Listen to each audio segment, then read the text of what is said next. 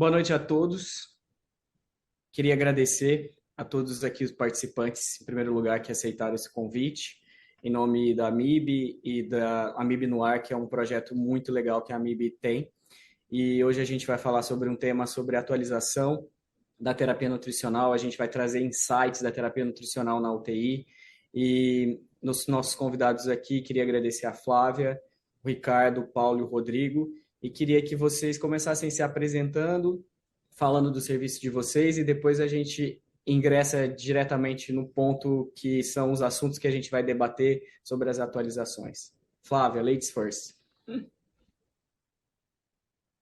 Obrigada, Diogo. É um prazer participar novamente desse evento. E como a representante feminina aqui do grupo, fico muito feliz e muito honrada. Bom, meu nome é Flávia, eu sou médica intensivista de formação, sou diarista da UTI adulto do Hospital Israelita Albert Einstein, tenho área de atuação em nutrição enteral e parenteral, trabalho na MTN do Hospital Israelita Albert Einstein também, junto com o Diogo. Boa noite a todos. Também sou intensivista, hoje dedicado exclusivamente à terapia nutricional, depois de 40 anos na UTI, onde eu chefiei um serviço público e um serviço privado. Nesse serviço privado, que é a Casa de Saúde São José, eu entrei lá em 1987 e em 93 eu criei a terapia nutricional na Casa de Saúde e coordeno ela até hoje. Nós estamos com uma UTI aí se renovando e crescendo, e hoje estamos aí com 60 leitos de UTI, e basicamente a nossa atividade dentro do hospital, que hoje conta com oncologia, cardiologia, diversas áreas, 75% dos nossos pacientes de terapia nutricional estão na UTI. Então, eu continuo atuando como um intensivista, mas me dedicando exclusivamente à terapia nutricional na Casa de Saúde São José.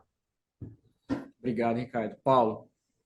Então, obrigado antes de qualquer coisa pelo convite, é um prazer estar aqui com vocês. Eu sou Paulo Ribeiro, eu sou responsável pelo interno do Hospital Sírio-Libanês, sou intensivista com 30 anos de UTI e sou cirurgião também. E assim, como eu não posso ficar longe da UTI, hoje eu faço mais terapia nutricional, mas eu procuro ver todos os pacientes da UTI todos os dias, tá certo? Então, eu fico perto da UTI, que eu adoro. Acho que o Rodrigo teve um problema aí na conexão, depois ele se apresenta. Só queria reforçar aqui os participantes que estão aqui nos escutando, mandem perguntas, fiquem à vontade, a gente vai começar nossas discussões. Se quiserem mandar pergunta, principalmente aqui no QA, ou se mandar pergunta no chat também, a gente vai responder aqui a pergunta de todo mundo. Queria começar com proteína. Proteína atualmente indo para uma vertente que talvez a gente amadureceu com o mesmo cenário da caloria, mas com o estudo Effort a gente tem um cenário de uma publicação em uma revista de peso no Lancet. E, Ricardo, eu queria que você pudesse introduzir esse assunto, porque você participou muito, teve à frente, sabe como é importante isso, o que você acha desse posicionamento, desse resultado? Realmente ele tentou fazer uma comparação com uma quantidade diferente de proteína e o resultado não teve diferença em termos de desfechos. Bom, e o que eu queria é que você pudesse fazer um contexto desse estudo e também pudesse nos falar e posicionar o que você enxerga com os desdobramentos depois da publicação desse estudo. Tá bom, vou falar pouco para todo mundo também participar e o público também. Desde o início, desde a primeira reunião, participei do EFOR, o Délio me convidou para coordenar o estudo no Brasil. E o estudo teve de interessante, primeiro, um cálculo amostral. Mas esse cálculo amostral exigia que em 4.000 pacientes, a diferença entre a dose baixa, 1,2, e a dose alta, mais do que 1,2, fosse mantida durante todo o estudo. E sem dúvida nenhuma isso foi mantido. Só que algumas coisas aconteceram, né? A gente pode dizer que o Covid atrapalhou muito, sem dúvida nenhuma, isso diminuiu a amostra radicalmente, principalmente em países que precisavam ter o termo de consentimento livre, esclarecido. Estados Unidos, Japão, Canadá não precisavam, e o México também. Então, esse foi o segundo problema. O Covid e o terceiro, essa disparidade de populações de países diferentes e que deveriam ter mantido o mesmo número de pacientes para tentar fazer mais uniforme estudo. E ele teve uma interrupção antes de 4.000 pacientes, o estudo já tinha 4 anos, e daí se tentou fazer uma análise em cima dos desfechos primários. E isso não trouxe um resultado como se esperava, ou seja, mostrar que ou menos ou mais seria o suficiente, né? Seria importante para o desfecho. E acabou se vendo no final que as doses de 0,9 a 1,3 eram doses que não faziam diferença. Podia ficar no meio disso, que não tinha problema, e poderia ainda continuar com aquela situação que eles colocaram, que não se sabe o que está certo, então você pode fazer qualquer coisa. E os desfechos secundários trouxeram assim, resultados que pareciam lógicos e naturais, né? Quem tem uma insuficiência renal, quem tem uma disfunção orgânica maior, pelo sofá acaba tendo um desfecho pior. Se isso foi o resultado, né, e 60 dias também, uma mortalidade discretamente menor, mas não dá para falar isso. Então, o estudo ainda deixou essa lacuna, apesar de ser um estudo grande agora, e se poder falar um pouco mais sobre proteína. Eu, assim, não vou dizer que eu fiquei decepcionado com o resultado, eu era um torcedor para que desse algum resultado, para que nós pudéssemos, então, nos apoiar em alguma coisa e não ter essa liberdade. Então, eu diria que, apesar do estudo estar sendo divulgado em diversos países, eles levaram para a China, vão tentar fazer quase um effort na China agora, e talvez na China hoje em dia se consegue populações maiores mais rapidamente, mas não sei se isso vai ser bom. O Christian Stopp está liderando isso, e nós vamos ficar esperando, aguardando um outro resultado. Eu queria só acrescentar, quer dizer, uma coisa que o Nicholas Deutz fala, por exemplo, em relação à proteína, é que nós precisamos dosar a fração de síntese, e não a fração de catabolismo. Dá a proteína e ver quanto essa proteína vira sintetizada em nova proteína. Quando você puder fazer isso de forma prática, sem ser custosa como é hoje em dia, experimental, acho que a gente vai ficar na mesma dúvida sempre, né? Já que a proteína vira muitas coisas. Então, meu comentário rápido é esse sobre o EFO e deixo aí para vocês outros comentários. Rodrigo, se apresenta, por favor. Vocês estão me vendo agora? Tudo bem? Tudo bem. Boa noite. Eu sou o Rodrigo, eu sou médico intensivista, nefrologista e nutrólogo, eu sou de Goiânia. E aqui eu trabalho como nutrólogo em um serviço público, o GOL, é um serviço grande com 120 leitos de UTI. E também como nutrólogo aqui no Einstein, na unidade Goiânia. Vou pegar o gancho do Ricardo e já te pedir sua opinião se esse estudo do Dari sobre a proteína modificou sua prática clínica e o que você traz aí de entendimento e que a gente pode aplicar na prática. Eu acho que esse estudo ele veio cristalizar uma ideia que a gente vem tendo nos últimos anos, né, em relação à terapia nutricional. A gente sabe que esses pacientes eles são muito heterogêneos, né? Quando a gente fala em terapia nutricional, quando a gente fala em terapia intensiva, a gente está falando ali de muitos pacientes críticos com doenças diferentes, níveis de gravidade diferentes, então fica difícil a gente colocar todo mundo no mesmo bolo. E a gente sabe que ir com muita sede ao pote não é uma coisa que dá muito certo em nada em terapia intensiva, e com a nutrição a gente tem visto que não é diferente. Então eu sempre fui mais ponderado em relação ao aumento dessa oferta proteica. A gente tem que lembrar que esses estudos têm avaliado sempre o início da terapia nutricional, geralmente os 7, 10 dias de UTI. Então, isso não serve para todo o período que esse paciente está na unidade de terapia intensiva, e a palavra que eu acho que a gente tem que fazer, levar sempre na nossa mente, é individualizar, né? É o beira-leito e individualizar a cada paciente. Mas não foi uma coisa que me surpreendeu, não. Paulo, Então, eu lembro do Ricardo anos e anos atrás, quando começou essa onda de monte de proteína, caminhões de proteína, ele já falava que essa história que a proteína no céu é um limite estava alguma coisa errada. Lembra disso, Ricardo? Você falava isso há Sim. muitos anos atrás. E eu também, cada vez mais, eu achei que neste período da UTI, porque onde esses trabalhos acontecem de 5 a 7 dias, não era um bom momento para encher o paciente de proteína. Acho que os trabalhos da Vandenberg mostraram isso com clareza.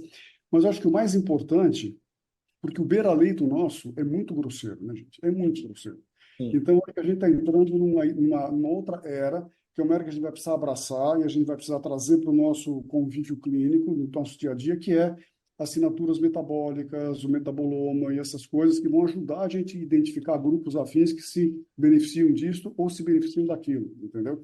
E eu acho que essa vai ser esse vai ser um approach Beraleto que vai trazer algumas grandes revelações. E mesmo aquela história dos marcadores também não radioativos, lá do DOIS também, que também mostra agora um monte de coisa sobre cinética proteica, o que acontece, por exemplo, com a glutamina dentro da célula, com a glutamina fora da célula, com a glutamina no plasma, então, com a produção corpórea, quer dizer, que ele mostra, por exemplo, na sepse, coisas diferentes da glutamina.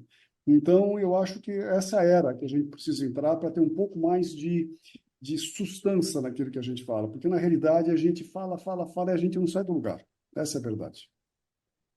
Muito bom, Paulo. Eu vou voltar daqui a pouco na glutamina, porque já é uma pergunta aqui do pessoal, da Patrícia, mas daqui a pouco eu volto.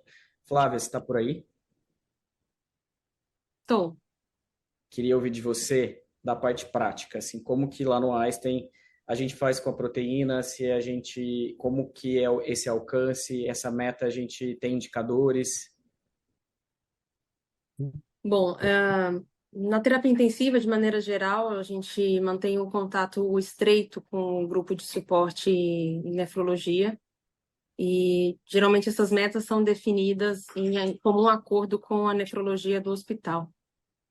Então, dependendo da modalidade de diálise, para pacientes que estão em esquema de diálise intermitente, é pouco usual que a gente atinja uma meta proteica acima de 1,5. Então, geralmente, na nossa prática clínica, fica em torno de 1,3 até 1,5. E para a modalidade de diálise contínua, e é claro, né, dependendo da gravidade do paciente, do estado catabólico que ele se encontra, a gente pode eventualmente chegar até 1,7, 1,8. Não é o nosso habitual, definitivamente chegar em ofertas proteicas acima de 2,0. Isso daí é muito não usual na nossa prática. E para casos muito selecionados, dependendo também da fase que esse paciente se encontra, a gente pode lançar a mão de balanço nitrogenado, avaliação de composição corporal, reavaliação também das metas calóricas associadas a essa fase do doente, mas de maneira geral não, a gente não ultrapassa aí uma meta de 1,7 para paciente, principalmente com disfunção renal.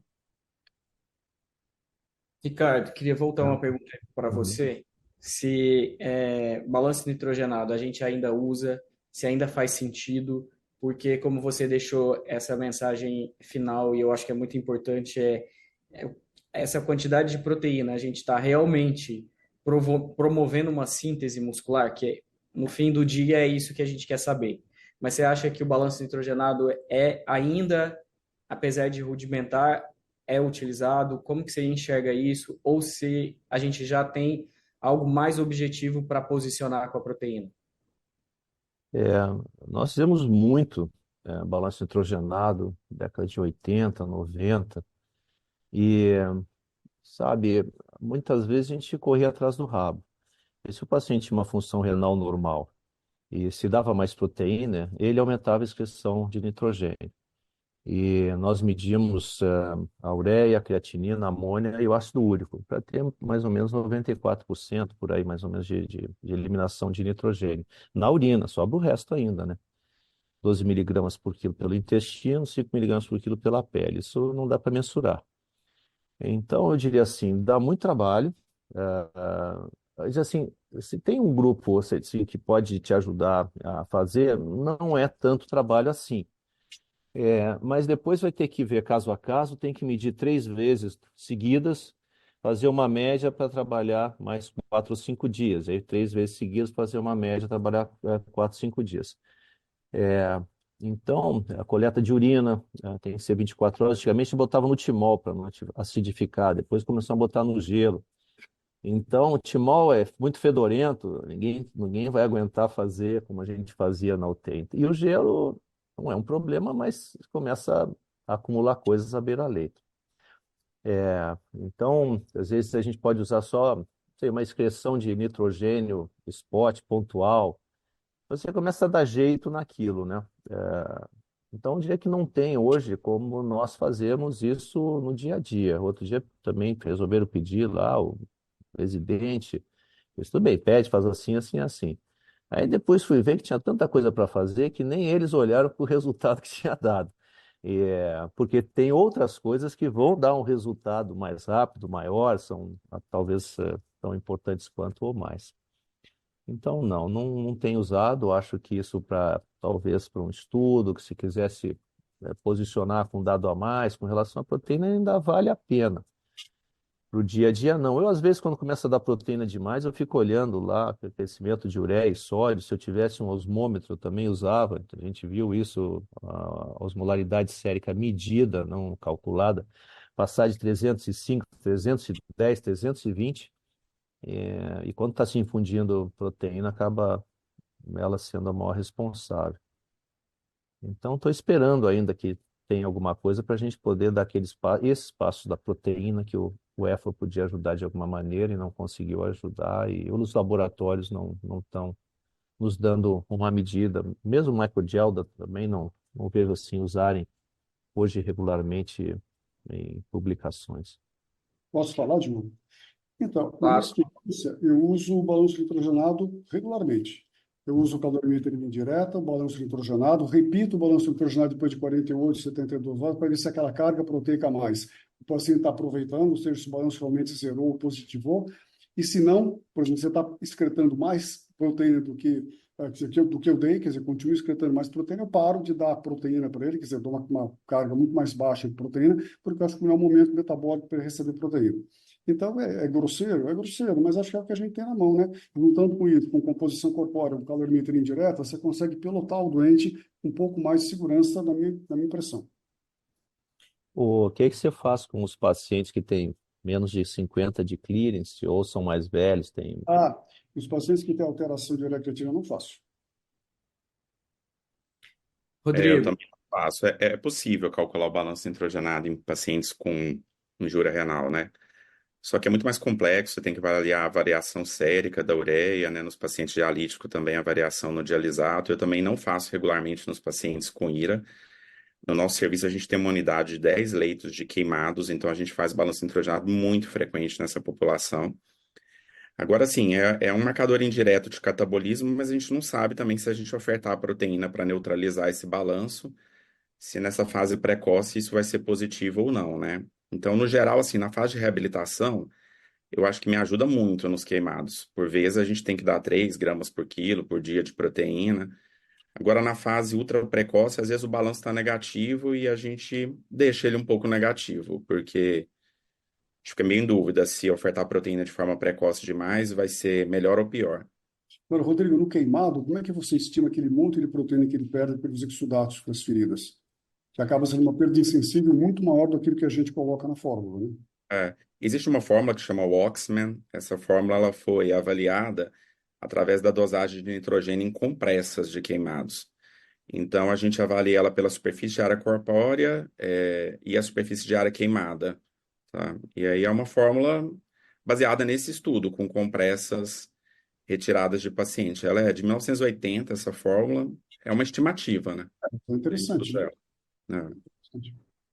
Rodrigo, tem uma pergunta aqui que eu acho que eu queria emendar com você, que quando você vai calcular, por exemplo, a proteína desses pacientes, você usa que peso? É uma pergunta muito frequente.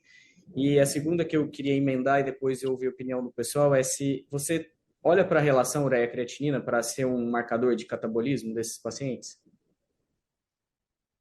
Eu acho assim, essa questão do peso é um problema, né? O peso referido, quase ninguém sabe esse peso, né? Numa doença crítica, assim, isso é muito incomum, né? Familiares saberem o peso do paciente. Usualmente eu uso o peso da entrada, porque depois esse peso ele fica completamente difícil, então a parte hídrica complica muito. Então, assim, o primeiro peso da cama é o que a gente geralmente usa.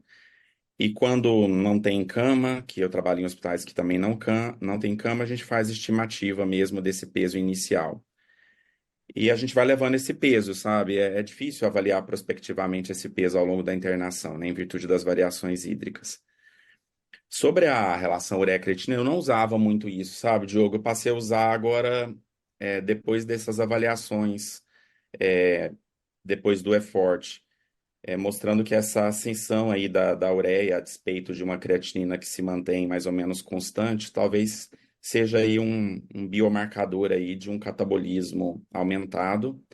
E para esse paciente que está com catabolismo muito aumentado, especialmente na fase precoce, a gente deveria observar essa cinética da ureia, né? Se eu oferto proteína e eu vejo essa ureia subindo, talvez a gente devesse pisar no freio aí dessa oferta. Acho que, Posso, claro, por tá, favor. assim, para complementar, acrescentar o que o Rodrigo falou, a gente faz assim, se está progredindo a proteína, os aumentos acima de 20% na ureia, a gente já começa a atribuir a aumento da proteína ofertada, né? Então, por exemplo, saiu de 100 para 120, tem proteína no meio, por exemplo, para arredondar o número, né? E é interessante porque tem artigos ressuscitando essa relação ureia-creatina que a gente usava assim antigamente, né? Então faz sentido juntar o quebra-cabeça. Eu falo sempre isso, é um quebra-cabeça que você vai montando. A gente tem cama-balança, então usa o peso da cama-balança. Usamos também uma sugestão vendo JPN na forma do Peterson, um artigo de Peterson do grupo do Heimsfielder também dá também uma maneira de calcular o peso do paciente baseado em medida antropométrica e aí atribuir IMC, né? Lá na equipe a gente pede para atribuir IMC, olha, tá baixo, mas está muito baixo, a gente bota 15 de IMC, bota 19, ajusta para o idoso. Então tem como fazer para sair do cinza, né? Eu acho que você tem que sair do cinza. Você usa o que você tem e vai montando esse quebra-cabeça. Então a gente pega esse peso, pega a ureia, vê a progressão da ureia, pega 20% e aí vai ajustando como dá para ajustar, né? Eu acho Então, importante a gente citar só o seguinte, né? Essa relação ureia-creatina está ficando mais em voga, o Butucciari força isso, eu fico louco, mas a gente tem que pensar que o paciente às vezes está fazendo balanço negativo, a sua ureia sobe porque está com balanço negativo, está tomando furosemida, às vezes ele teve um pequeno sangramento que a gente nem percebeu que teve ainda, teve queda de hemoglobina, isso pode afetar a ureia também, então, ou seja, precisa ter um olho nas coisas que estão circundando essa relação ureia-creatina para não refletir aquilo que a gente imagina, né? Hum, acho que é importante o que certo. você falou, Paulo, mas eu também concordo que é mais um marcador que a gente Nossa, pode se munir, mas tem que prestar atenção no que está envolvendo, porque ficar só de olho na fórmula, e acho que isso pode ser errático pelo que acontece com o paciente. exato. E, Paulo, você usa que peso? Então, na realidade, depende do paciente. Paciente obeso, eu uso a regra do Aspen. Odeio a regra do Aspen. Odeio, odeio, odeio. A nutricionista, essa semana fala, tinha um paciente obeso, doutor, a gente calculou lá 11 a 14 calorias e tem que dar 200 gramas de proteína para ele por dia. Tá brincando comigo? Dá 200 gramas de proteína para paciente por dia? Como? Né? Então, eu vou direto para a regra do Aspen, que acho muito mais sóbria, muito mais sensata, e acho que o obeso não perde mais músculo do que eutrófico. Pelo contrário, ele perde menos músculo. Tenho certeza disso, absoluto. Então, eu acho que está completamente errada essa regra. Então, para o obeso, eu uso a regra do Aspen. Desnutrido, eu uso o peso de entrada. Aí depois eu migro paulatinamente para o peso ideal desse camarada para ver se depois melhora o estado nutricional dele durante a estada, não tem quando ele estiver metabolicamente capaz. E os pacientes muito demasiados, com muita alteração de composição corpórea, eu tento usar o peso ideal como base. Parece que a gente está conversando o básico, mas é tão importante isso, e eu vou trazer uma vulnerabilidade aqui. Quando a gente começou a fiscalizar que o peso que no hospital dos pacientes que eram referidos, às vezes o paciente falava um peso e 5 anos, que era um peso de 5 anos, e estava lá a gente tem a marca balança que pode fazer isso. Ou às vezes o paciente da enfermaria que pudesse levantar, então é importante a gente ter essa referência e fiscalizar como que está sendo o peso dos hospitais de cada um. Paulo, eu vou Azul. querer continuar aqui com você, porque tem uma pergunta sobre glutamina, e você é o cara da glutamina. Você ainda usa glutamina? Vem, o cara da Você ainda usa glutamina? Cenário enteral, parenteral, depois eu quero ouvir de cada um o que o que mudou sobre a história da glutamina? Então, eu acho que a glutamina está começando a levantar a cabecinha dela de novo para procurar um nicho onde ela seja realmente interessante. Porque eu acho que a glutamina tem muita coisa interessante que a gente acabou deixando de lado depois do trabalho do Halen, que é um trabalho bastante discutível para tirar a glutamina de circulação. Então, assim, eu acho que hoje a glutamina tem um papel muito interessante em perioperatório. Pacientes cirúrgicos, pacientes que já estejam fora de um estresse metabólico muito intenso, que estejam recebendo uma terapia nutricional adequada, principalmente parenteral, porque a gente tem muito trabalho de glutamina parenteral. Então, acho que nessa população é interessante. Lembrar que ela vai encarecer muito o preço da parenteral, né? Mas tem que ficar de olho nisso. Para as outras coisas, ela ainda está muito, por exemplo, para o trauma, ela caiu por terra, para o paciente clínico séptico, ela caiu mais ou menos por terra dentro da terapia intensiva. Mas eu acho que, por exemplo, isso ainda está em movimento. Que justamente essas novas técnicas, essa técnica do Deutsch tem um trabalho muito interessante da glutamina. Tem um outro cara que mostra uma coisa interessantíssima na sepse, ou seja, que cada tecido, cada região tecidual do organismo na sepse tem um metabolismo completamente diferente, ou seja, o músculo e o coração são altamente catabólicos, mas o resto, fígado, baço, pulmão, são altamente anabólicos e usam um monte de glutamina, entendeu? Então, a glutamina pode não ser importante num território, mas, ao mesmo tempo, ela é importante em outro. Então, ou seja, acho que tudo isso vai começar a evoluir e a gente vai encontrar outros lugares interessantes para a glutamina. Mas, nesse momento, se eu tivesse que usar, eu usaria só em perioperatório, uma dose no máximo de 0,3 a 0,5, não mais do que isso. Flávia, como que está na sua prática o uso da glutamina endovenosa? Muito pouco, Diogo. Assim, o doutor Paulo falou muito bem, ela está querendo mostrar ali alguma função agora, mas de fato é difícil, né? Você conseguir definir um perfil de paciente específico para glutamina. Muitas vezes ela entra como uma estratégia de imunomodulação e outras vezes até mesmo como um módulo de proteína, né? Então, dependendo da disponibilidade da glutamina que você tem no serviço, seja ela por via enteral, ou seja ela como a, a glutamina parenteral, né? Isso daí na prática mesmo, cada dia menos a gente está usando, tá? Então, principalmente por conta da questão do trauma, que ainda tinha aquela indicação, enfim. Nosso serviço, particularmente, não é um serviço de referência para pacientes queimados, então no nosso dia a dia é muito pouco explorado esse perfil aí da glutamina, tá? Definitivamente a gente usa muito pouco. Rodrigo, você que usa mais, você que está habitualmente mais familiarizado com queimados, como que modificou sua prática do uso da glutamina? Depois do estudo também?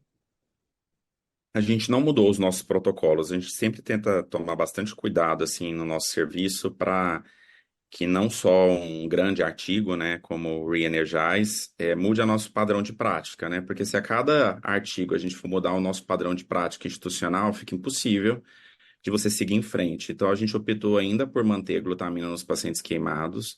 Então a gente segue ainda os guidelines, a gente está observando para que lado esse movimento vai, para a gente estar mudando os nossos protocolos, mas a gente mantém ainda, viu, interal. Enteral. Tá. Ricardo, e na sua prática? Assim, pessoalmente, eu meio que segui uma onda de usar glutamina, mas nunca fui muito fã de glutamina. Então, eu diria que há algum tempo já eu não tenho a glutamina na minha estande, assim, para administrar, né? Ainda fazia, por causa das recomendações da ESPA, em pacientes cirúrgicos, em parenteral, mas mesmo esses pacientes eu não faço, sabe? Então, eu teria que escolher um paciente, assim, não sei como hoje em dia, não vejo um cenário maior para usar, porque se eu for pensar como antioxidante, eu não tenho como avaliar isso. Se eu for pensar por causa da agressão, a gente vai usar os indicadores que todos os pacientes têm. Então, para mim ficou difícil eu ter uma conduta de colocar a glutamina em uma situação específica. Então, estou esperando alguma coisa a mais, isso já tem algum tempo, mesmo que talvez desde 2016 não tenha. Eu lembro disso porque foi uma época que eu deixei o Hospital Federal da Lagoa, deixei a chefia e a gente parou assim, porque estava já no momento de repensar na glutamina, então tem aí uns 8 anos talvez que eu não tenha ela no meu arsenal como uma Eu estratégia. acho que tem uma coisa interessante do ponto de vista de gestão, né? Porque, assim, se o gestor te chama e fala, Por que você está gastando tanto com a glutamina, por exemplo, endovenosa, né, na parenteral? Eu não sei se eu tenho uma justificativa muito pesada para dizer, é por isso, por isso, por isso. Eu acho que eu vou ficar meio de calça curta, entendeu? Então tem que pensar nisso também, principalmente naqueles hospitais que têm transposição. Não sei se o Einstein tem transposição ou não, que é um negócio que a gente se responsabiliza pela enteral e pelo parenteral do paciente, de acordo com os acordos que eles fizeram com os convênios. Então, isso onera muito o hospital. E eu preciso de uma justificativa muito pesada para dizer, não, isso tem que ser usado e vamos usar e pronto. Acho que cada vez mais a gente está olhando para esse lugar do desfecho financeiro e a gente não está mais só na parte técnica. E o hospital conta com essa nossa avaliação crítica para decidir o que é melhor, inclusive agora olhando para a parte financeira. E aí, pensando nisso, Paulo, a gente estressou meia hora aqui com proteína e eu queria entrar na calorimetria indireta, já pegando esse discurso de gestor. Porque muitas das vezes a gente fica num lugar de, meu hospital não tem, eu não vou me mobilizar para isso, porque é um aparelho caro, se a gente olhar realmente só para o aparelho. Mas acho que a gente tem que começar a discutir outras situações para trazer isso para a nossa prática e até mesmo ajudar na gestão para o administrador tomar uma decisão se incorpora uma calorimetria, se isso faz sentido, como que é isso no Sírio e como que você lida com isso? Então, na realidade, no Sírio, isso é uma coisa muito boa, porque eu consegui, na realidade, tudo que eu queria com a calorimetria. A gente tem a calorimetria dentro da UTI, e agora a gente vai ter o calorímetro para os andares, que você já usa isso para os pacientes em reabilitação, para fazer com canopla, eventualmente com máscara, porque eu acho que a calorimetria é interessante para você avaliar o gasto energético, principalmente em algumas populações. Pega aquele velhinho, muito velhinho, que está ali na UTI, tomando noradrenalina, seria uma situação quase que não é uma fase de flow, mas uma fase ERP, entendeu? E às vezes você faz uma calorimetria, o gasto energético dele é baixíssimo. Aí você pega um obeso, você pode calcular muito melhor, você mensurar muito melhor o gasto energético dele do que, às vezes, pelas fórmulas que você usa de uma forma geral. Então, para mim, eu acho que tem sido uma coisa interessante. A gente tem usado cada vez mais, e é interessante, mas tem uma certa população que bate muito com a forma de bolso, entendeu?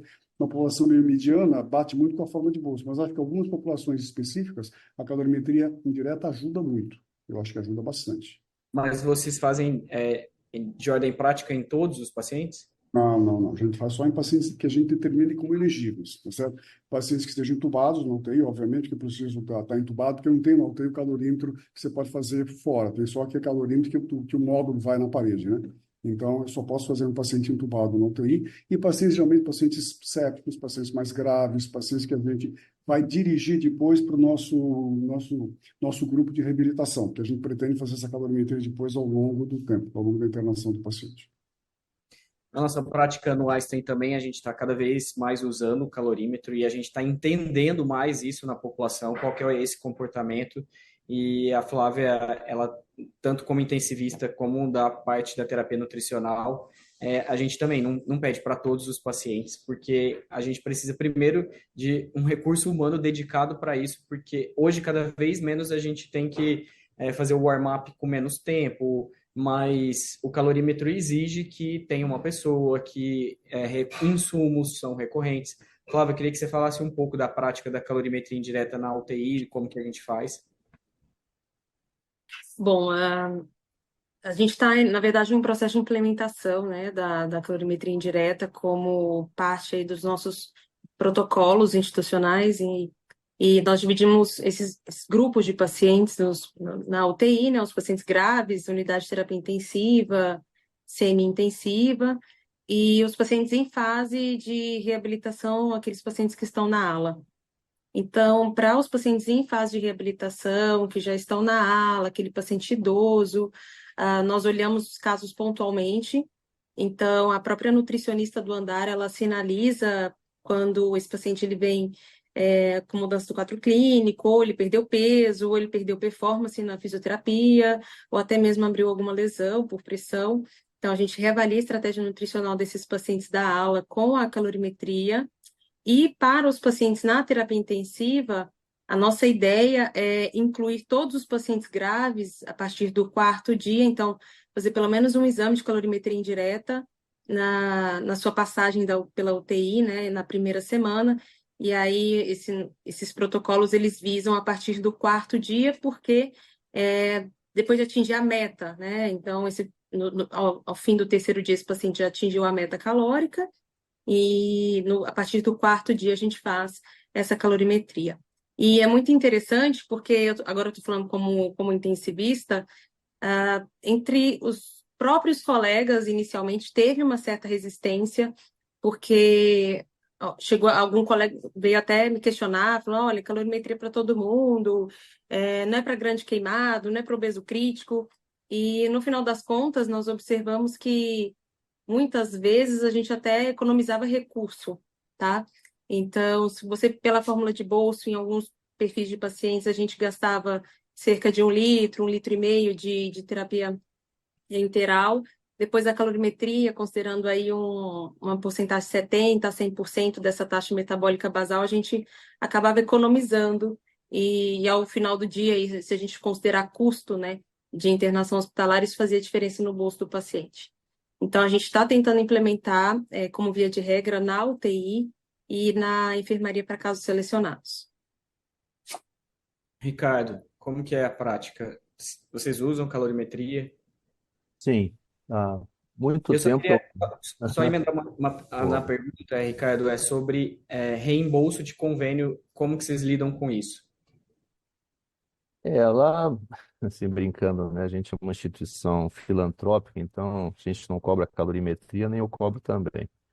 Nunca consegui. Então eu faço por amor e pelo benefício do paciente. Eu sei que isso nos trouxe uma experiência muito grande. A instituição, assim, viu a minha argumentação e, pô, já temos um calorímetro desde 1987. Durante um período usávamos o Elvira Engstrom, que eram 7 aparelhos dedicados. Naquela época o CTI tinha uns 7 leitos. Nós fazíamos calorimetria de todos os pacientes que estivessem entubados. Colocava, naquela época, Eduardo Rocha estava junto, então foi um grande impulsionador disso. Depois, grande mestre em calorimetria, com fórmula metabólica, a gente calculava gliconeogênese, lipogênese, proteinogênese. Então, depois passamos um período sem, porque esses aparelhos começaram a não ter mais manutenção e a Engstrom acabou. E já de talvez uns 10 ou 15 anos para cá, mais ou menos, eu tenho os modos do EcoVST da GE. Funcionam muito bem, mas eu boto eles no pedestal da pediatria e carrego isso para tudo que é lugar. São 3. Nunca deram problema, manutenção fácil. Eu tenho a engenharia clínica também para me apoiar, então todo o apoio da direção e da engenharia clínica, eles funcionam perfeitamente. Nós escolhemos o paciente para fazer. E no mesmo esquema que foi proposto pela Cláudia Heidegger, no trabalho dela, no terceiro ou quinto dia, faz a calorimetria, esteja ou não com condição enteral ou parenteral. Então, nós temos o que o cara está gastando ali, o paciente está gastando. Nessa época, normalmente ele não está com suporte pleno, então a, a, a quantidade de calorias gerada pelo alimento não vai ser significativa. E mesmo que for, a gente já tem uma caloria basal e não vai dar mais do que 60% a 80% para o paciente. Então, para nós tem sido muito bom.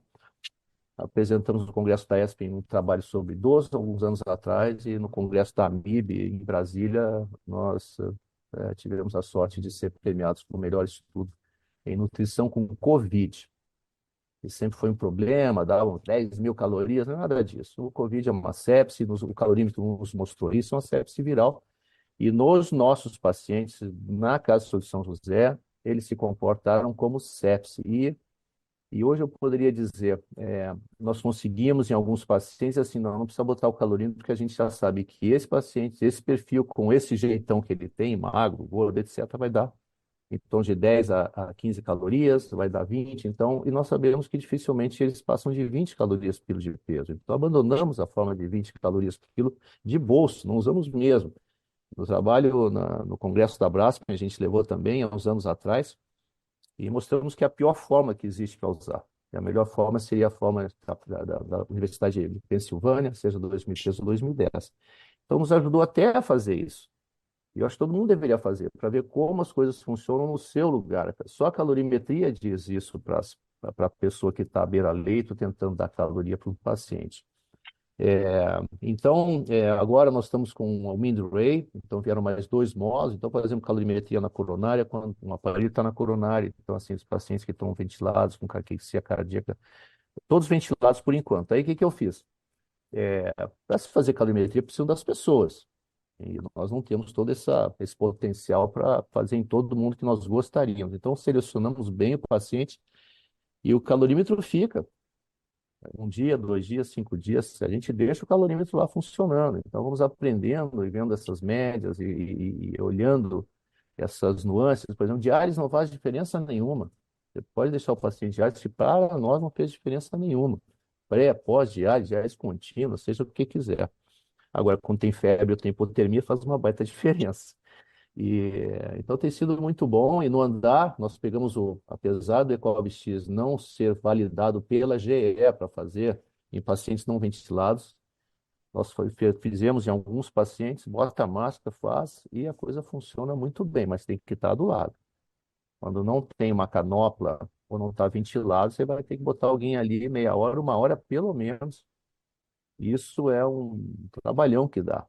Então, calorimetria é, é excelente, a pessoa deve lutar para isso, que eu digo. Existe uma maneira diferente de conversar em terapia nutricional com e sem calorimetria na UTI. Mas não dá para fazer em todo mundo, tá? A gente tem que contar com o que tem, mas é uma satisfação contar com calorímetro e quem puder bate, batalha, porque realmente é o que a Flávia falou. A própria Cosmed tem uma fórmula mostrando o quanto se economiza quando se usa um calorímetro. E eu mostrei isso nesse congresso da ESPEN, depois da Braskem. 50% dos pacientes estão na forma de Regis Benedicto ou alguma forma. Você não vai sair dali.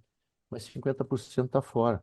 Você vai errar para menos ou vai errar para mais. Você vai ter problema dos dois lados. E 50% de erro em qualquer lugar é muita coisa. Então a gente tem que pensar nisso. Rodrigo, você acha que a diretriz da ESPEN ela é muito taxativa em falar que é só calorimetria indireta quando a gente olha para a situação econômica do nosso país?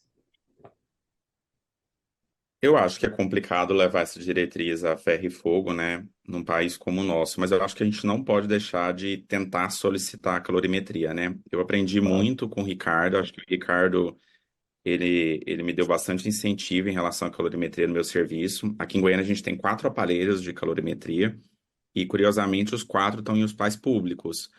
Então, a gente tem 2 GE num serviço, 2 Mindro em outro serviço, e a gente conseguiu isso esperando plano de aplicação, de equipamentos, lutando por esses planos, levando literatura. Então, acho que se a gente não pede, a gente não tem os equipamentos. E aí a gente acaba usando eles de forma móvel. Então, a gente pegou a dica do Ricardo, eles estão em carrinhos de medicamentos, com rodinhas. Então, a gente anda com esses calorímetros pelo hospital. Quando é possível, a gente tenta validar o exame de forma rápida, em 5 minutos. Às vezes isso não é possível, o paciente fica conectado no aparelho 24 horas.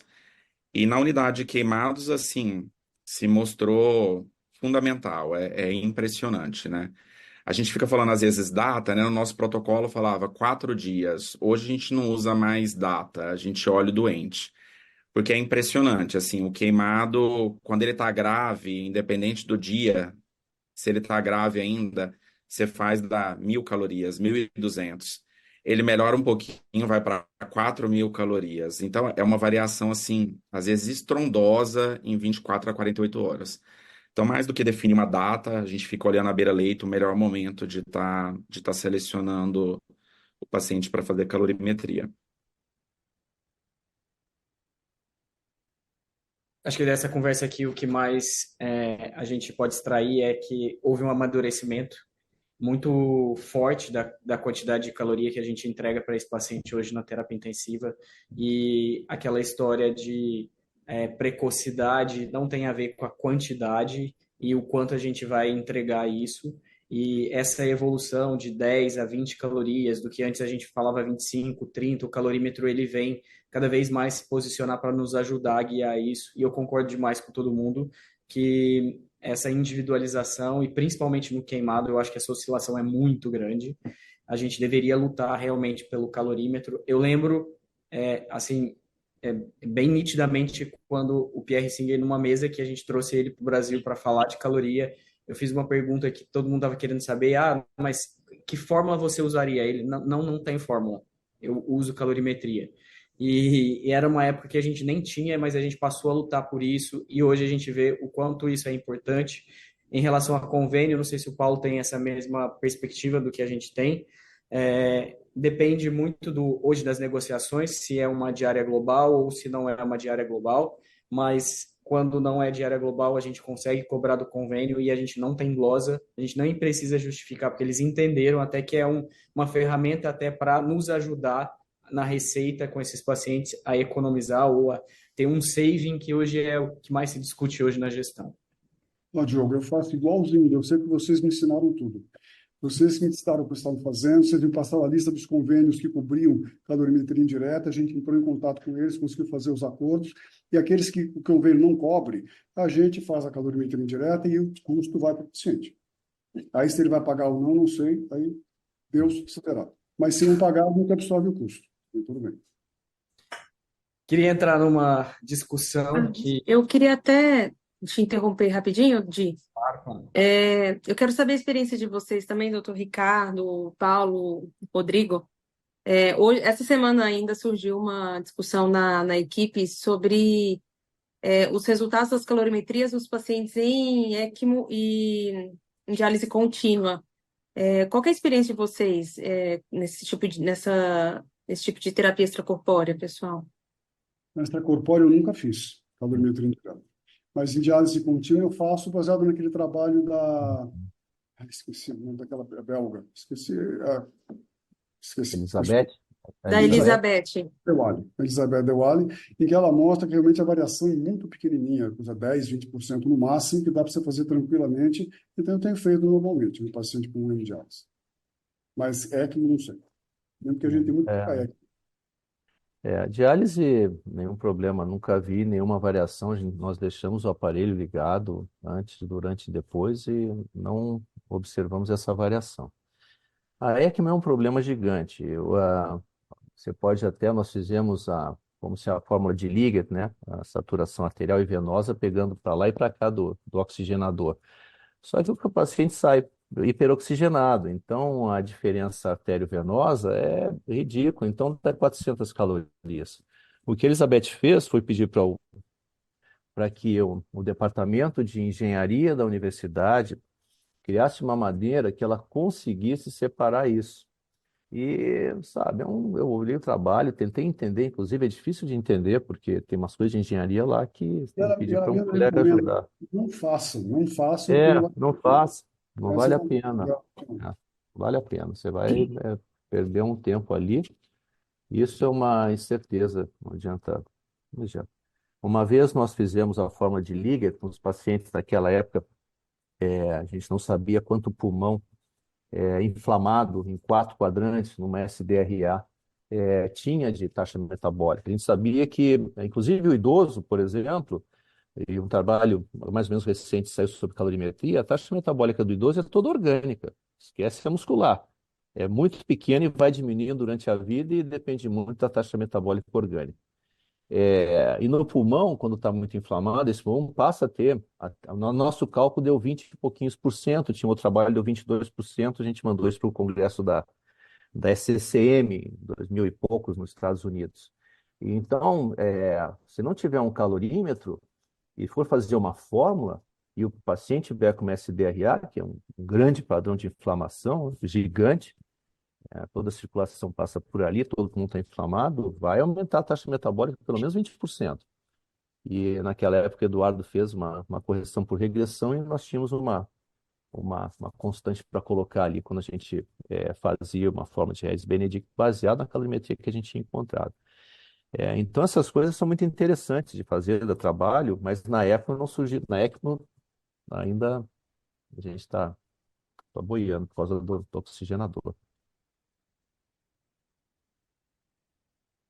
Queria entrar num terceiro assunto aqui. A gente já falou de proteína, falou de caloria e vamos entrar em trato gastrointestinal. A gente tem as disfunções muito bem estabelecidas, neurológica, cardiovascular, pulmonar, mas a gente não tem um marcador ou um critério para classificar de maneira objetiva a disfunção do trato gastrointestinal na UTI, a despeito da gente entender que o paciente que desenvolve mais disfunção do trato gastrointestinal cursa com um prognóstico pior. Ricardo, o que que você tem para nos atualizar sobre trato gastrointestinal, sobre marcador, se pressão intraabdominal, onde a gente vai com o trato gastrointestinal? Tá? O que que acontece? Acho assim, isso aí já é uma história antiga para as pessoas se situarem. A gente está falando do início dos anos 80, 2000, 2008, quando a, a Nika Rehtenbresser colocou lá o score dela de 0 a 4. Mas é, há um tempo atrás tentou se organizar isso através de uma agenda, tá, do comitê que chama hoje em dia de FRAME, né? Alimentação, Reabilitação, Endocrinologia e Metabolismo. Eu tenho participado dessas reuniões e eles tentaram organizar uma agenda justamente para juntar esses estudos, fazer uma revisão e propor, então, uma nova escala, que saiu publicado em 2022, que é o Score de Disfunção Gastrointestinal, o GID-Score, com sinais e sintomas. Na realidade, é para se tornar um estudo randomizado. Eles estão tentando, começaram com a isquemia intestinal aguda, ainda não tem o resultado desse estudo, que era para primeiro fazer a prevalência real dessa isquemia intestinal aguda, que seria o principal problema, e a partir dali fazer a classificação de novo e propor, então, para que todo mundo criasse um método para colher dados dentro do GID-Score. Não vou passar por ele aqui, e dali para frente, então, colocar em prática. O que acontece é que surgiu muita dúvida, então o comitê resolveu, através do Caspar, que é um dos colaboradores do comitê, da ESI-100, a fazer o COSMOD, que é um core outcome também, como foi feito com o CISI, com relação a desfechos que seriam analisados em UTI, relacionados à nutrição, porque a gente não tem isso ainda, né? O que que realmente nos diz que o que nós fizemos foi correto ou não. Então, nada a curto prazo, no primeiro ou sétimo dia, eles chegaram a identificar. Mas em 30 ou 90 dias, sim. Então, está publicado lá no Critical Care, um estudo do Davis, e eles pegaram a mesma sistemática, que era uma sistemática primeiro fazer uma revisão sistemática, depois estabelecer um grupo de especialistas, 200 e poucos especialistas, que inclusive tinham pacientes no meio, do caso do Concise e do Cosmology, não, para tentar estabelecer o que esse grupo, através de um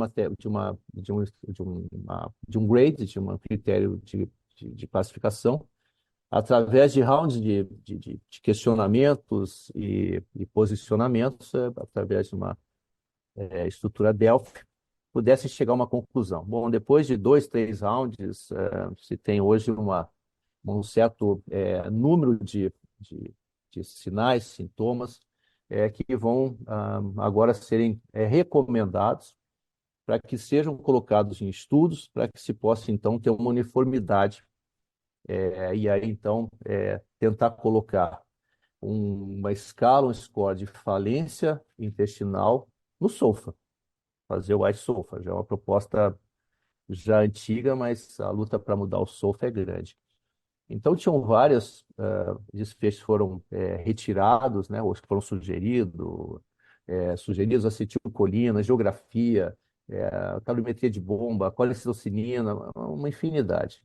Mas dentro desse critério de classificação de 0 a 9, ou não é importante, é importante, mas não é crítico, e crítico é aqueles que tivessem mais de 70% de votação e até no segundo round, iam ficando ali para serem, então, contemplados em estudos futuros, que possivelmente vão ser utilizados pelos peer review da Intensive Care ou do Critical Care, ou outra revista para tentar, então, uniformizar isso. Eu só vou dizer aqui, eu tenho uma listinha aqui que eu deixei, mas seriam a distensão abdominal, a paresia gastrointestinal, o ilho, a hipertensão intraabdominal, ou a medida da pressão intraabdominal, a dor abdominal. Os pacientes que usam procinético, isso é interessante, começou a usar procinético, algum problema tem. Está se tentando definir o que é tolerância ou intolerância à nutrição enteral. Essa é uma discussão que foi acalorada e eu digo assim, poxa, não tolerou a nutrição enteral, mas a intolerância tem alguns dados que ainda faltam ser definidos. Se evacua ou não evacua, a diarreia como um sintoma maior e o sangramento gastrointestinal. A gastroparesia que continua, então aquela coisa de não medir o resíduo gástrico não faz muito sentido dentro dessa recomendação. É aqueles pacientes que precisam de alimentação pós-pilórica para o gastroparesia, o vômito e o uso de nutrição parenteral quando não se consegue fazer enteral. Então, eu vou fazer esse bloco, sugerir que isso, então, fazer com que isso seja uma recomendação para estudos que vão avaliar disfunção gastrointestinal. Então, isso é uma recomendação, não é que nem o Concise que falou que tem coisas que são essenciais em 30 ou 90 dias. Então, está se caminhando para isso. Não se tornou uma publicação ainda, mas possivelmente vai ser até o final desse ano. Dentro desse grupo que começou a estudar problemas gastrointestinais, lesão gastrointestinal aguda, disfunção gastrointestinal, para saber os pacientes que não estão em risco, estão com disfunção, falência ou falência crítica, o que ameaça a vida. Dentro dos sinais e sintomas, como eu falei para vocês, a pressão intraabdominal junto e o uso de medicamentos como procinéticos ou o uso de nutrição parenteral. Então, está nesse caminho. Para agora, terminou o round de perguntas sobre quem concordava com intolerância ou tolerância para entrar esse nome. E aí começar a botar isso numa publicação. Então, foi um caminho assim do ano passado para esse ano e que deve estar publicado em breve, como recomendação. Bom, muito bom. Paulo, de maneira prática, você utiliza resíduo gástrico e pressão intraabdominal? Então, pressão intraabdominal, praticamente nunca. A gente chegou a usar um tempo. Agora eu tenho uma resistência, porque são pacientes muito individualizados, né, que precisam de pia. Mas eu tenho uma resistência da UTI de colocar pia, viu? É difícil, vamos colocar pia e tal. Cara, não colocam pia. Então, isso para mim é difícil. Eu quase não uso pia, mas gostaria de usar mais em alguns casos muito específicos. Então, são raros, não são muitos. Em relação a resíduo gástrico, a gente tem uma porcentagem de pacientes que a gente determinou para o nosso protocolo que não precisa fazer resíduo gástrico, só aqueles pacientes que estão muito bem, mas os pacientes mais instáveis, pacientes de UTI, pacientes que têm história de refluxo, pacientes que têm hernia de hiato, a gente continua fazendo, migrando agora, eventualmente, para uma posição de medir isso através de ultrassonografia, que ainda não é uma realidade, a gente está caminhando para isso. Mas a gente continua fazendo uma certa porcentagem de pacientes elegíveis dentro do nosso protocolo. A gente viu já nos dois últimos congressos, tanto o americano quanto o europeu, e agora até acho que no de terapia intensiva também, um aparelho que o Pierre Singer está à frente desse aparelho, que vai talvez modificar muito das nossas práticas, obviamente, se for acessível, porque é um monitor com inteligência artificial, que mede resíduo gástrico, já fala o refluxo, se já bloqueia, já faz a pausa da dieta, já faz compensatório ou não, mas ele já até publicou um estudo mostrando esse tipo de dispositivo, mas acho que ainda para a nossa realidade a gente precisa entender um pouco melhor, porque a gente não tem nenhum marcador tão mais fácil de ser aplicado, como o Ricardo falou aqui na proposta desse score. Queria ir para o último tópico aqui para a gente discutir, porque não dava para não falar disso, sobre massa muscular.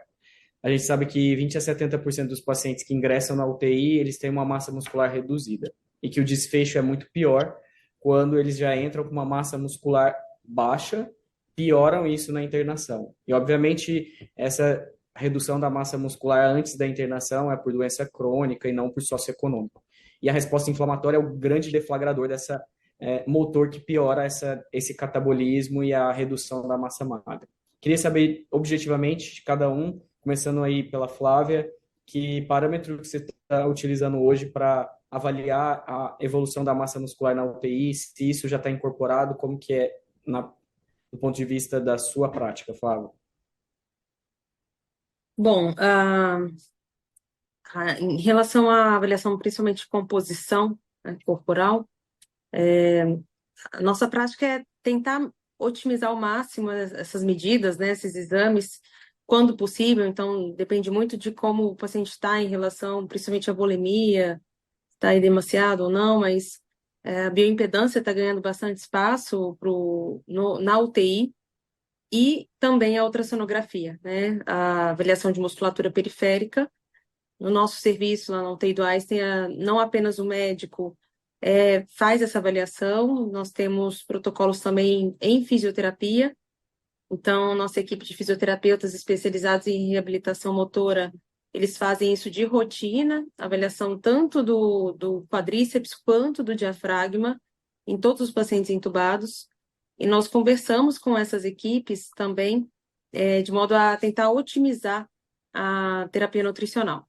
Então, esses pacientes que eventualmente estão piorando em funcionalidade, ou até mesmo um paciente com um desmame ventilatório difícil, em visita multiprofissional, nós alinhamos uma estratégia e estamos definindo também um protocolo específico para pacientes com sarcopenia.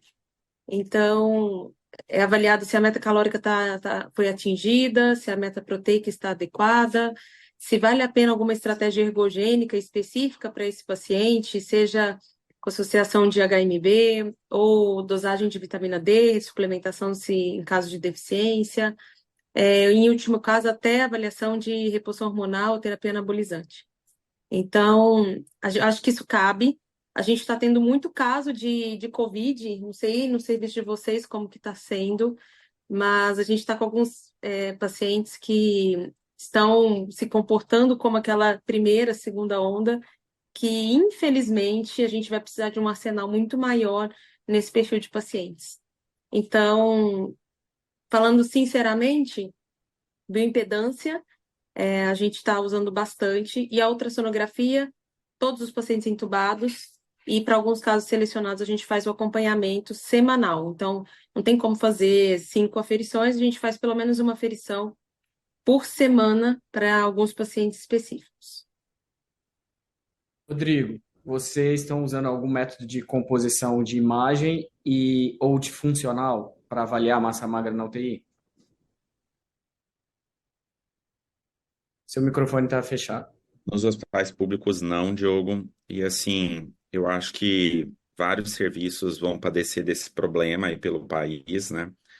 Eu acho que mesmo não medindo, mesmo não usando nada objetivo, eu acho que falta pensar no músculo como algo a ser pensado na UTI, né? Então as pessoas costumam pensar no músculo só lá no fim, quando começa a dar problema, quando começa a não sair do ventilador.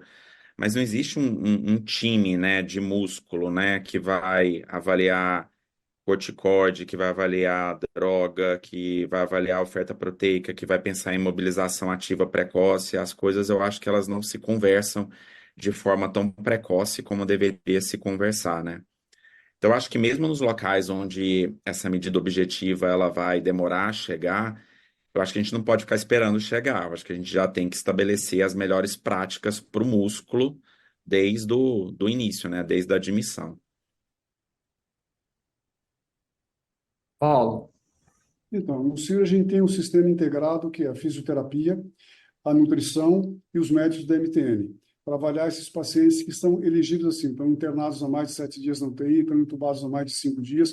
Então, a fisioterapia se responsabiliza pela parte de composição corpórea por ultrassom, seriado. A nutrição faz BIA, seriada, e a gente faz uma série de outras coisas ali em conjunto com eles para avaliar esse paciente. Mas, assim, gente, vamos falar sério. O resultado de todos os trabalhos que a gente vê de musculatura dentro da UTI, os resultados são pífios, gente. A gente não consegue melhorar essa musculatura em período mais inflamado do paciente. A minha opinião é que o músculo não responde a nada do que a gente faça nesse primeiro momento. O músculo é catabólico e responde muito pouco porque a gente não entende direito o que está acontecendo. A gente faz, mas eu, assim, intrinsecamente, eu acho que os primeiros, sei lá, 10 dias, um período de inflamação importante do paciente, é tudo inútil. Desculpe. Então, essa é a sua opinião, mas é que eu acho que a frase do Rodrigo é importante, porque a gente, Paulo, começa a enxergar só quando o paciente está muito catabólico. Será que a gente não pode antecipar algumas coisas que a gente já está entendendo que a proteína ela não está sendo capaz de ser incorporada nessa fase aguda? Isso já está sendo um ensinamento.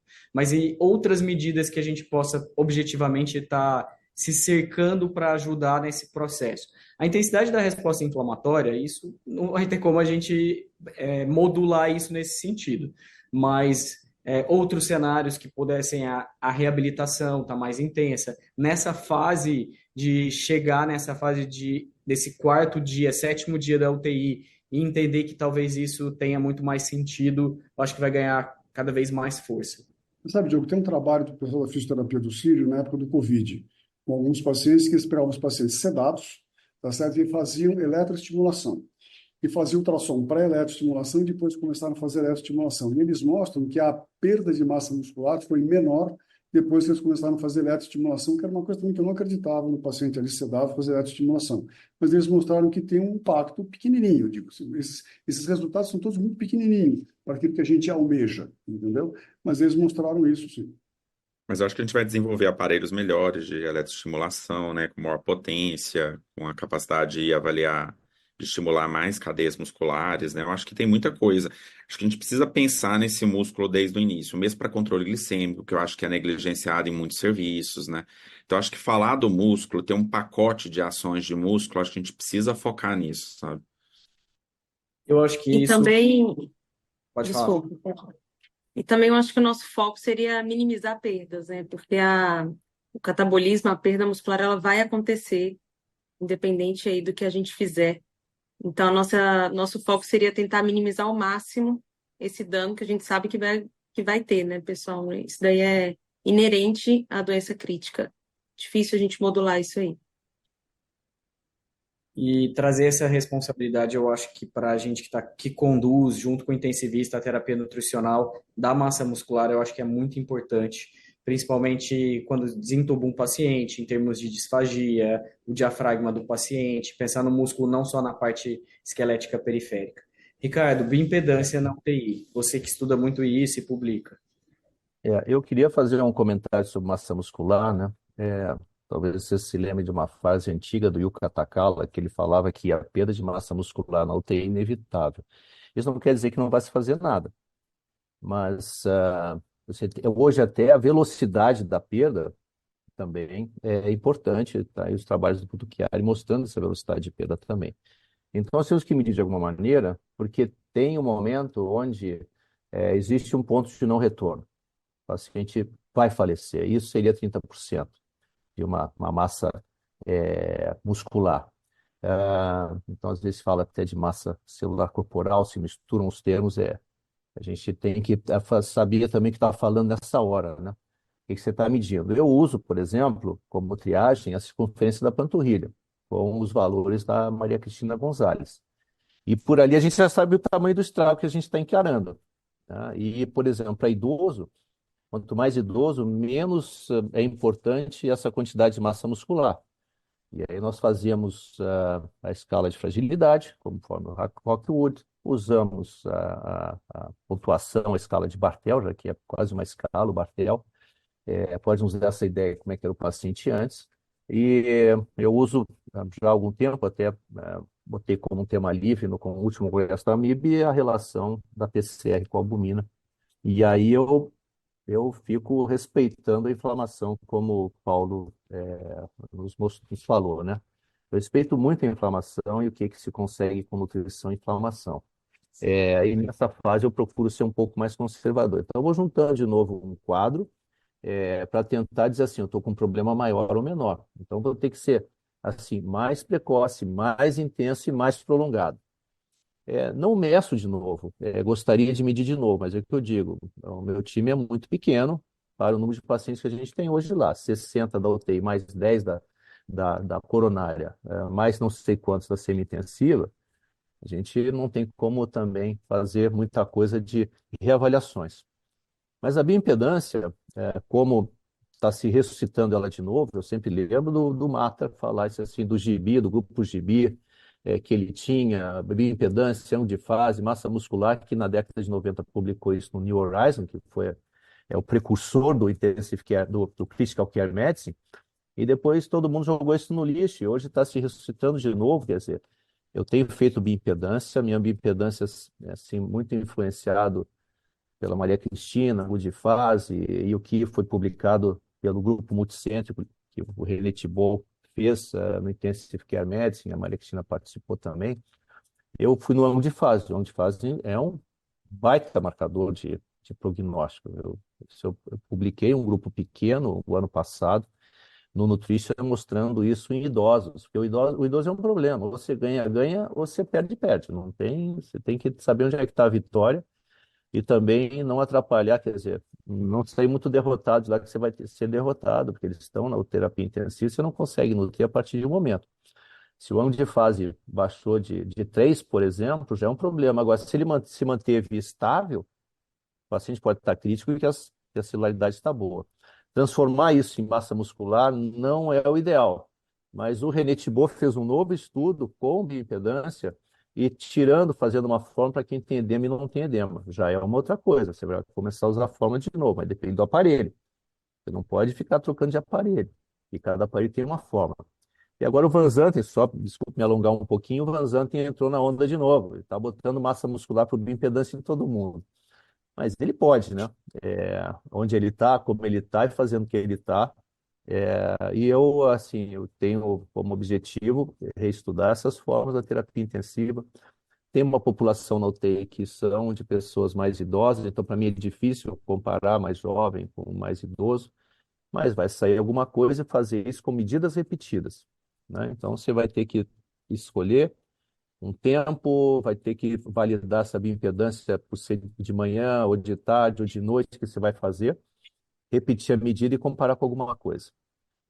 E aí esses indicadores, como no CONCISE, né, o que que é o desfecho em nutrição, o que que é o desfecho na UTI, o que que vai ser medido em 30, 60, 90 dias, que são os testes de função, você vai ter que fazer também. Senão você não vai conseguir chegar em lugar nenhum.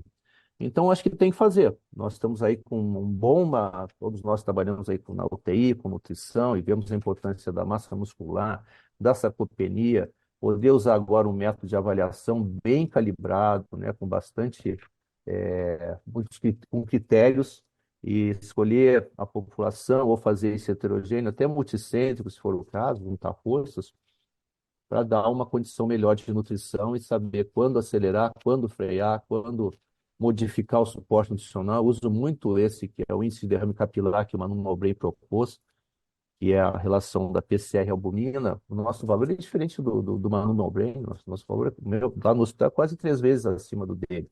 Ponto de corte estatístico, né? Então, tudo isso também tem que ser calibrado para o Brasil. Então, a gente tem que ter um olhar muito criterioso dentro da população, dentro de onde nós estamos, como é que nós estamos fazendo, mas não deixar de avaliar, pelo menos ter um método, traga o seu resultado, mostre, né? Porque é muito importante isso. Eu acho que a recuperação hoje está numa fase inicial aguda, onde nós precisamos tratar com a falência orgânica, com o que for, esses primeiros 10 dias, mas dali para frente o determinante é a massa muscular, que inclusive vai não permitir que o paciente tenha uma resposta ao tratamento adequado, tratamento médio e longo prazo, ao que vai se usar até de antibiótico na segunda infecção. Hoje na oncologia isso é nítido, né? Ou seja, a gente fez estudos. Não tem massa muscular, não vai responder direito ao quimioterápico, vai ter mais efeito adverso. E a gente pode talvez dar esse caminho para o intensivista, ou o nosso caminho ser mais pavimentado. Eu acho que está por aí. E o ângulo de fase é importante. Eu acho que é uma outra medida, né, para fazer. Não tenho dúvida que a massa muscular vai ser um marcador importante e a gente ainda está caminhando para tentar enxergar qual que é esse método que vai nos apoiar nessas decisões de proteína e reabilitação, mas que ele é um marcador de gravidade, eu acho que isso é inquestionável, a redução da massa muscular. Muito boa discussão aqui com vocês. A gente passou por proteína, a gente falou de caloria, falou de trato gastrointestinal, falou de muito de Posso, calorimetria indireta.